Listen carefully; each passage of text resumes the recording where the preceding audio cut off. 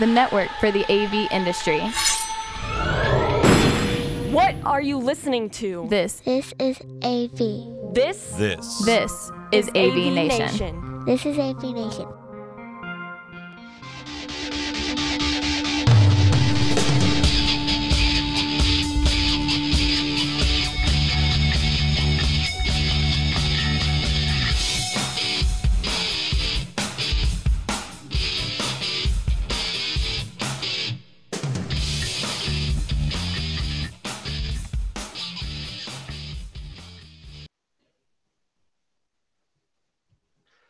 Good evening and welcome to the Live Life.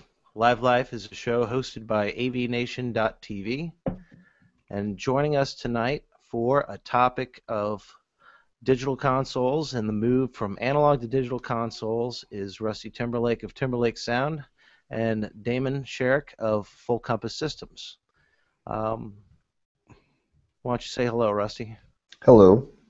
And Damon. Hello. All right, glad to have you both on board, and tonight my co-host and producer will be joining us, George Tucker. Good evening, everyone. Great to be on with you guys. So I'm an analog guy, and I've been an analog guy for a long time, but it seems that all my friends and colleagues now are getting digital consoles, and we want to find out what the skinny is about digital consoles and why we should make the switch. It's been...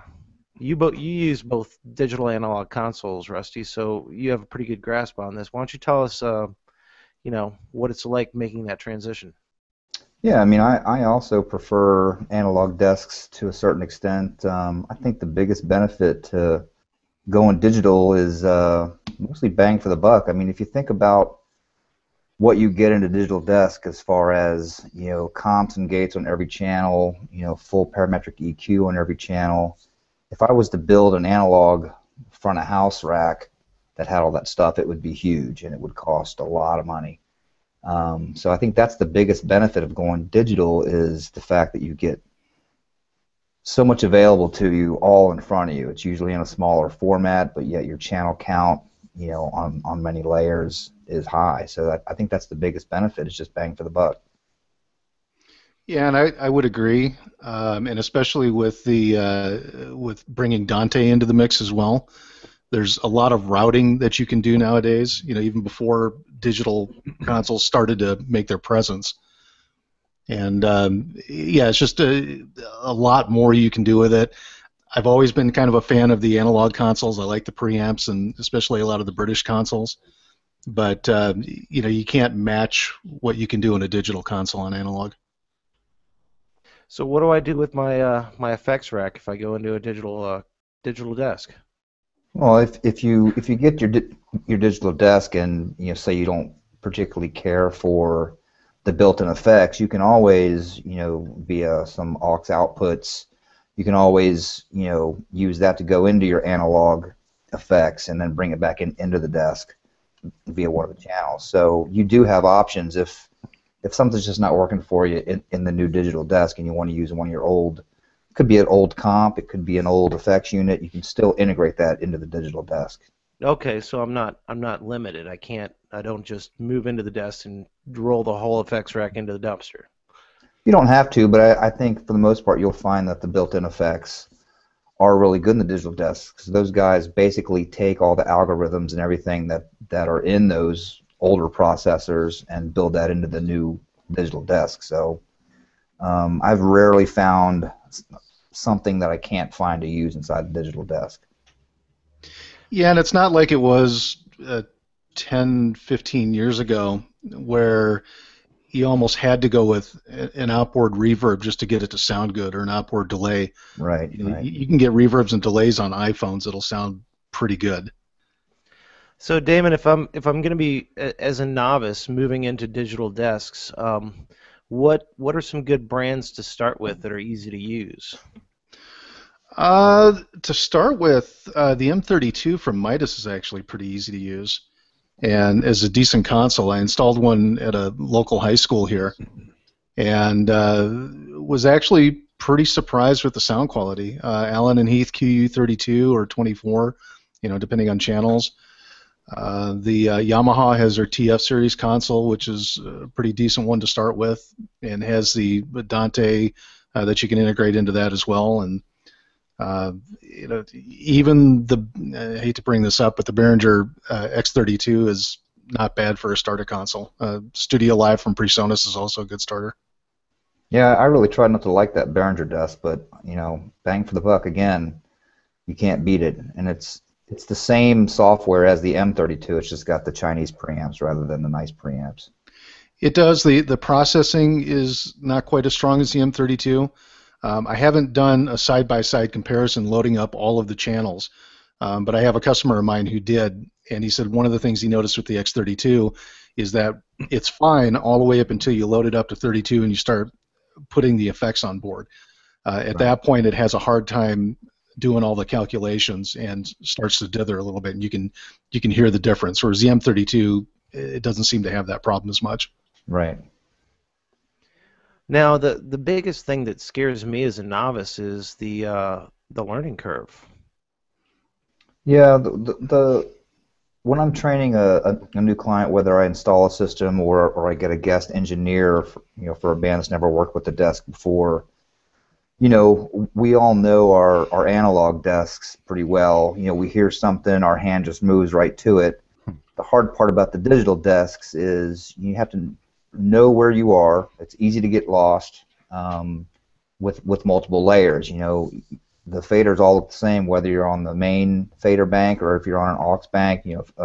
Sends on faders, something like that. So that's the main thing, is just keeping track of where you are and knowing where to go. Some desks have a lot of page flips to get through to get to where you want to go. The nicer desks, the bigger desks, I really like the Avid desks. Things are right in front of you, much like an analog desk. But it's just a matter of you relating what you know analog and converting your knowledge to digital. So that's the tough part. If I can ask a question real quick, to both of you, but Rusty especially. I mean, that was the question I was going to ask you was, I see that it's a single screen. How do you keep track? Do you have a sort of methodology that you've used, or is it just becoming acquainted with it so you know what page you're on? Most desks have what's called a home screen, which basically has all of your parametric EQ in front of you, a quick link to your comps or your gates. Yamaha has a nice feature called Sends on Faders, where you basically double tap a number on there and you get right to that send. So everyone's going to mix differently, but I keep my home screen right in front of me. That way, if I hear something, it's usually one or two touches away.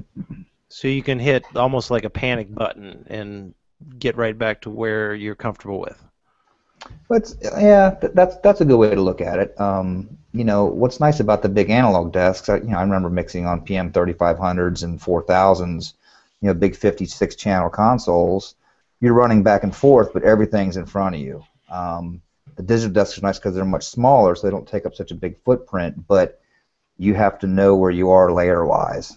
That's the tough part. And I think that becomes intuitive after a while too. Yep.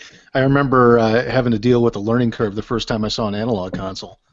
32 channels, all those, the knobs and the faders and the routing that you could do with analog with the large console. It took me a little bit to learn that too. And what I've noticed is that a lot of digital consoles, whether this is intentional or not, seem very familiar. You get the first one down, and then the other ones just seem to be that much easier to learn as you go.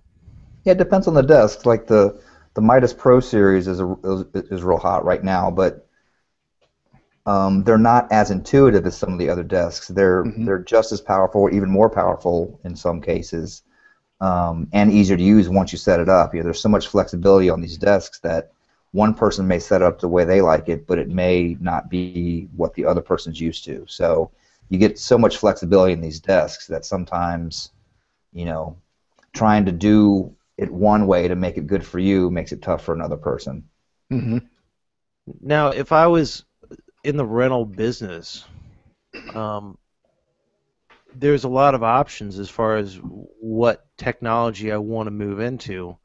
What are bands asking for these days? What might I want to be shopping for that could be more popular than something else? Like, say, a lot of bands, I don't want the Midas M30 or M32. I want XYZ. What is that product? How do I Yeah, find that desk? really depends on the band. I work with a lot of different bands, anything from local to regional. I've got the Commodores this weekend. Of course, those are all old school guys, so they want a digital desk, but they want the older digital desks. So I think we're going to actually bring a M7 for them, just because that's the one that those guys know. But most of the time, it's a Digico or a Midas Pro Series. We see a lot of Avid consoles on riders. It could be anything. The Yamaha stuff is still really popular, whether it's an M7 or LS9. You don't see that stuff on the nationals very much, but the regionals, definitely have that kind of stuff. Yeah, Okay. I would agree. I mean, I used to see a lot of Yamaha consoles on riders, but most of them have moved over to Midas, or Digico's a big one for large acts. Yep. I have a question about that then. Is the preference of board just operational, or do they think they hear something different? It's a curiosity question, really, but... Yeah, I mean, there's a lot of sound guys that I'll say are gear snobs. They could have a friend that's a rep for a particular company, so they got a free demo, so that's what they learned on. My experience throughout the years is, I'm mixing for me when I'm out at front of house. I don't care about the thousands of people that are around me. I want it to sound good for me, and typically if I'm happy, everyone else is happy. So whether I'm mixing on a Behringer or a Midas, I should be able to get it to sound at least relatively close to what I want to hear. Some consoles make it easier to do that. Sometimes you got to work a little harder to make it sound like you want it to sound. Yeah, and I think the familiarity with the console helps out a lot too. I have a customer of mine out in Arkansas who does a lot of the national acts that'll come through there, and his equipment list is almost embarrassing at times if you know what it is. But he makes it sound good. I mean, he can get on an X32 and just because he knows so much about it, knows what it can do, but also equally as importantly what it can't do, and is able to mix around that and get some pretty good sounds. Yeah, most guys travel with a thumb drive and they just pop it in and they've got their last show saved, so it's already close as long as you patch it correctly. Mm-hmm. They're instead of doing 2 and 3 hour sound checks, you're down to 15, 20 minutes for a sound check, so makes it easier.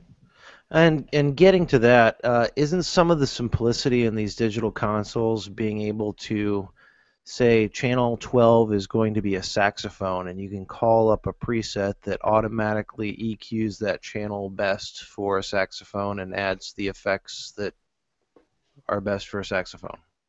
Yeah, I mean, it'll recall EQ and compressor settings.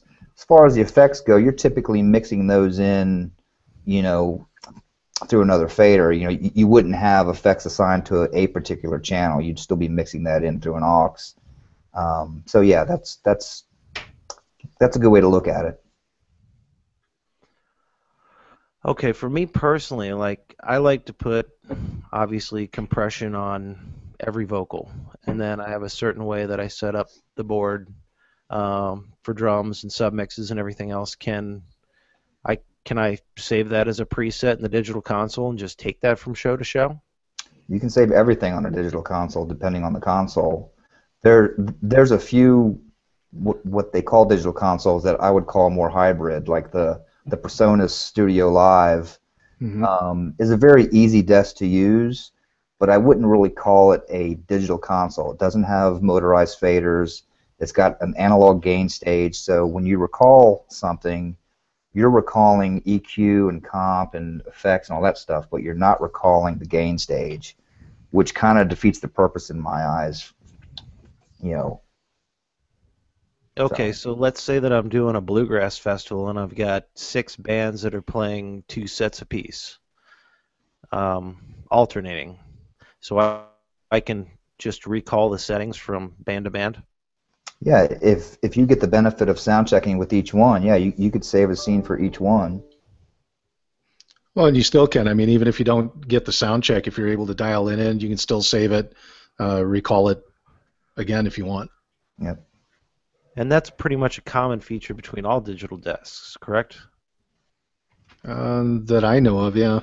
Yeah, I mean that's the big benefit. I sell a lot of digital desks to churches because churches typically rely on volunteer staff.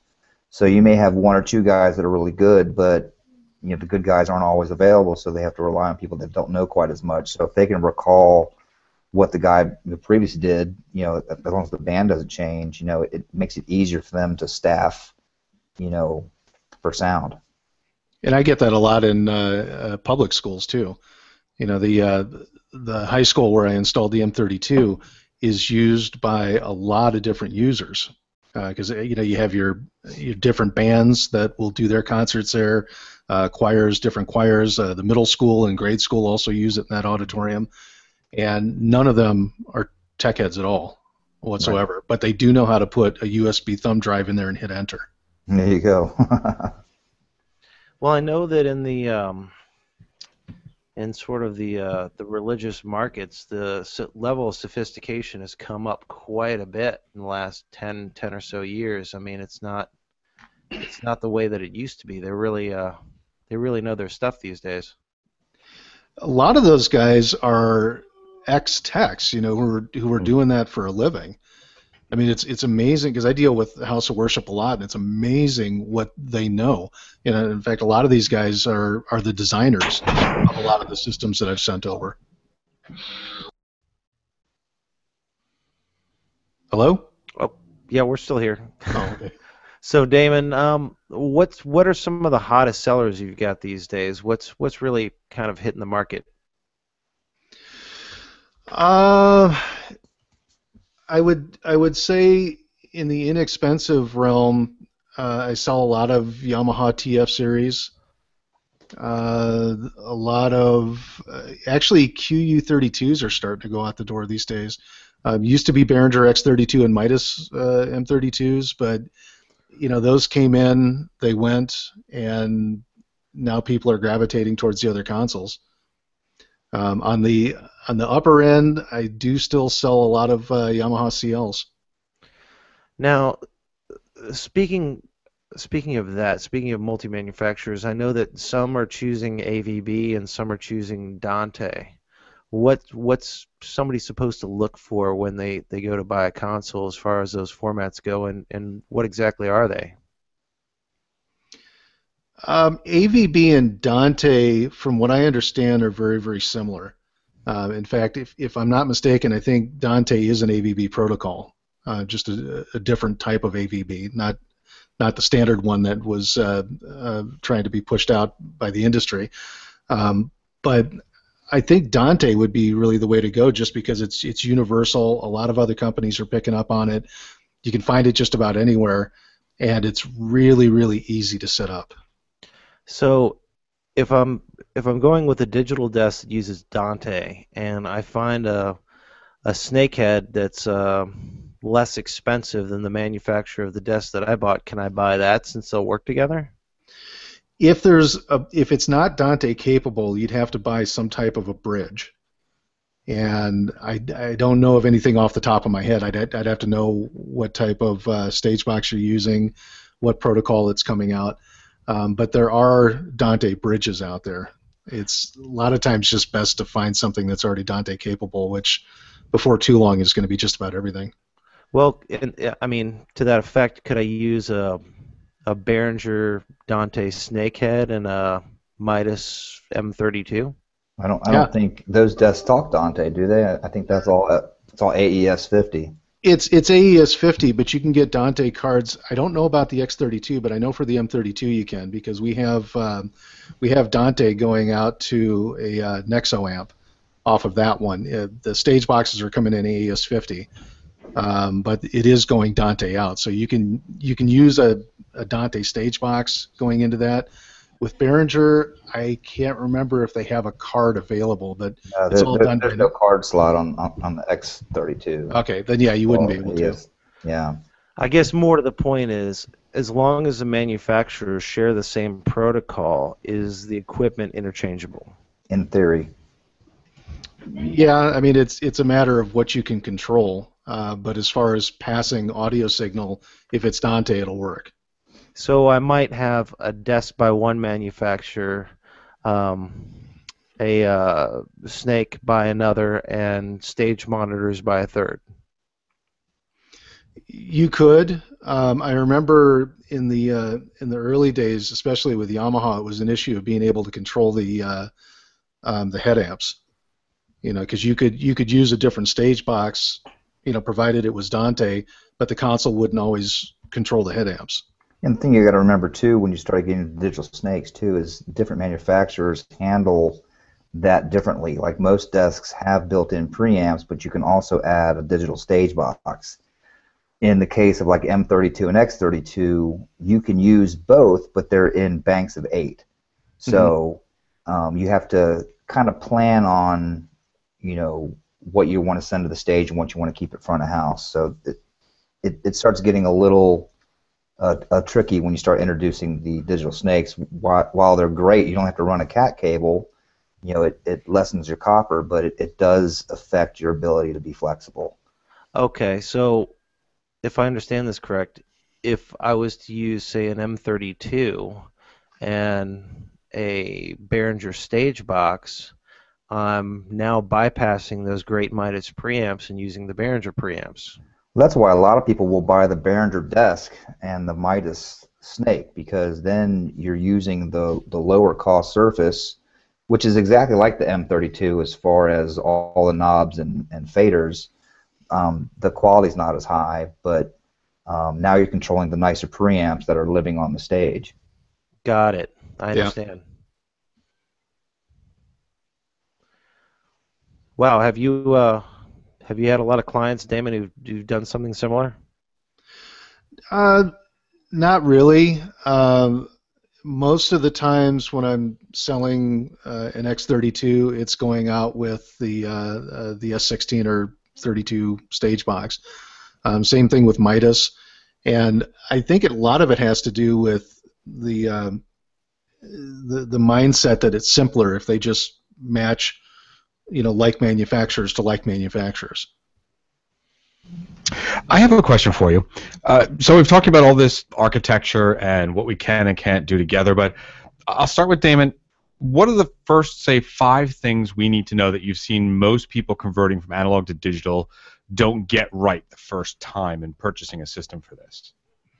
When going from analog to digital, read the owner's manual.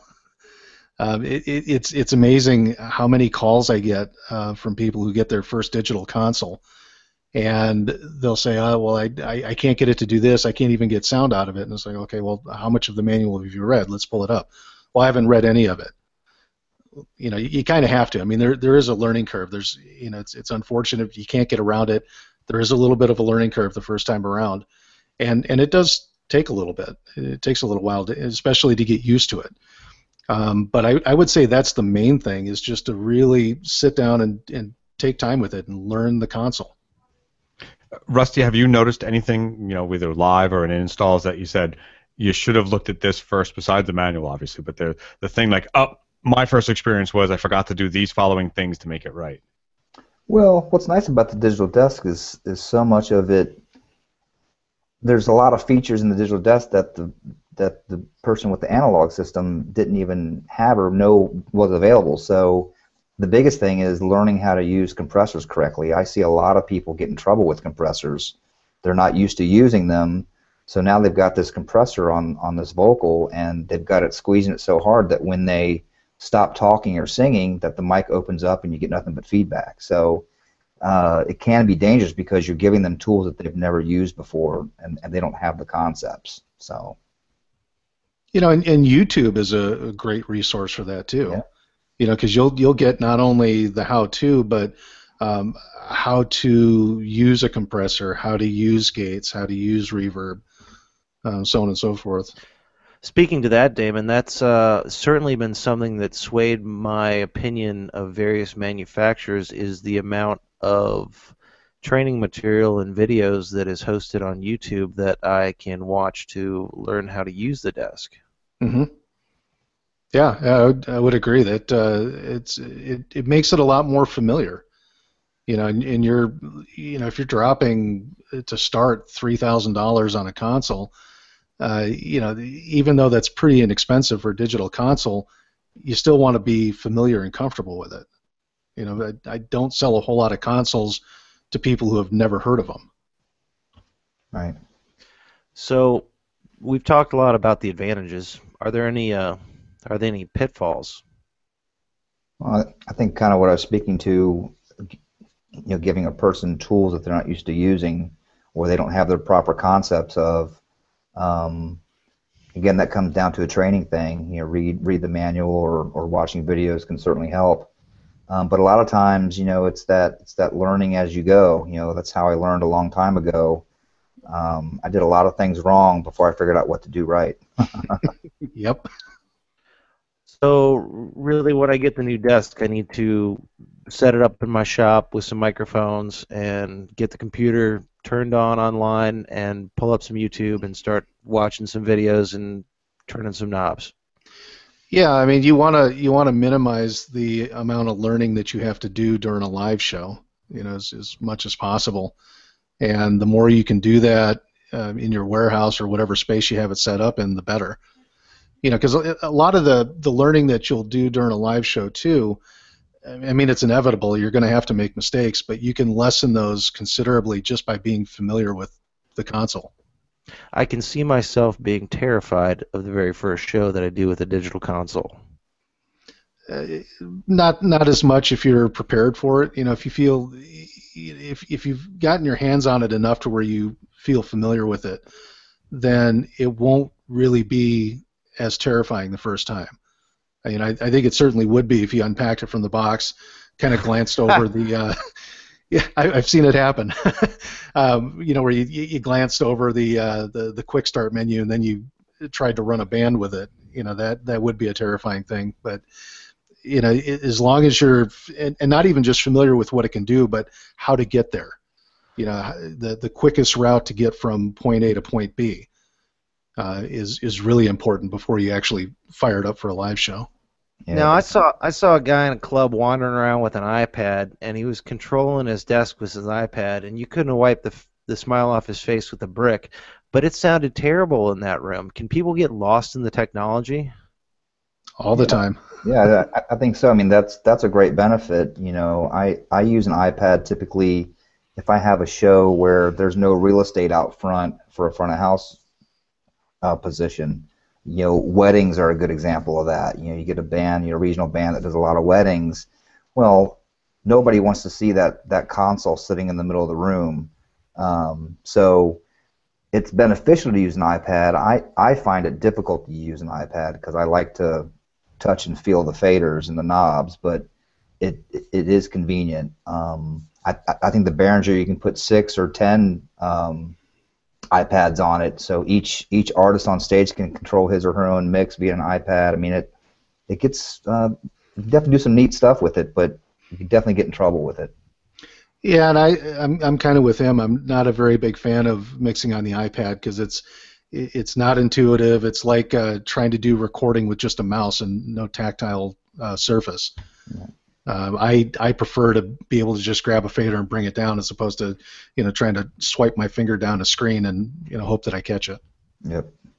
Now, as a live audio guy, you're a slave to the audience and a slave to the mixes that the band wants to hear. Now, with this digital consoles, with the iPad control and with some of the other stage box controls, you can really take that hat off and put the control in the hands of the artist, right? Well, and that can be dangerous too, because one of the hardest things about my job when I'm mixing monitors from front of house is I'm nowhere near the stage 9 times out of 10, so I really can't hear what they're hearing. I have to rely on what they tell me. If they have control, they could really ruin your show by turning something up too loud, causing feedback or causing a muffled sound. So you got to be careful with what you give the artist. And you can also, rather than giving them iPads to do their own mix, because you're right, that can be a train wreck. One of the things you can do is you can just get up on stage with the iPad and mix monitors during sound check. Yeah. So that way you can hear what they're hearing. That's one big advantage to using an iPad that way. Yeah, agreed. Okay, so you can kind of saddle up right next to the guitarist and say, all right, who do you want to hear more of or less of? Well, yeah, and especially with the guitarist, because then you can say, look, you really are too loud. I'm standing right here, right next to you. You are too loud. My ears are bleeding. That's always the battle, isn't it? Yeah. I mean, the guitarist has the volume knob ultimately, and I actually found mine when I started running sound. You know, I was for years that guy whose guitar amp was way too loud, and I mixed my first show some years afterwards, and literally the next day found out where my volume knob was on the amp.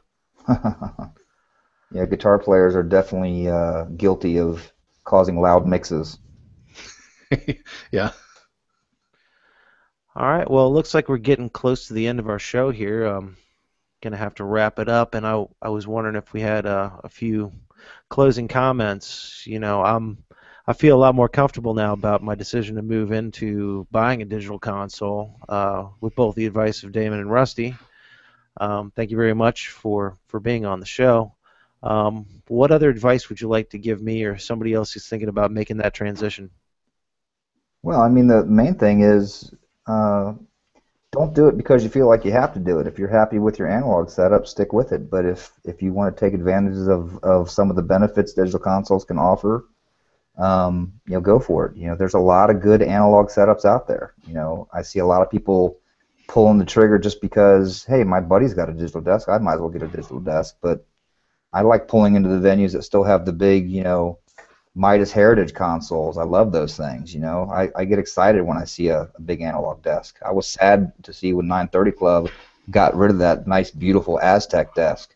You know, they've only got the Avid console in there now. So don't do it because you feel you have to. Do it because you need to.